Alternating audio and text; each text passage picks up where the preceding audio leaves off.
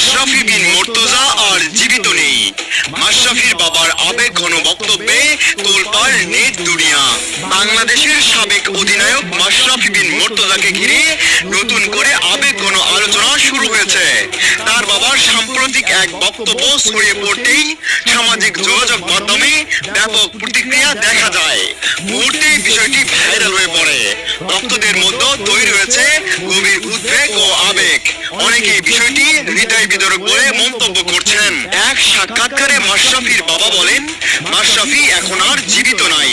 একটা মানুষ খায় দায় ঘুমায়, কথা কম বলে। মাশরাফি তার বাবাকে এও জানিয়েছেন, মারা যাওয়ার পর তার লাশটাও যেন নড়াইলে না নিয়ে যাওয়া হয়। তার এই বক্তব্য মুহূর্তের মধ্যে আলোচনার কেন্দ্রবিন্দু হয়ে ওঠে। পরিবারের ঘনিষ্ঠ সূত্রের দাবি, 5 আগস্টের ঘটনার পর নড়াইলে মাশরাফির বাড়িতে ভাঙচুরের ঘটনা তাকে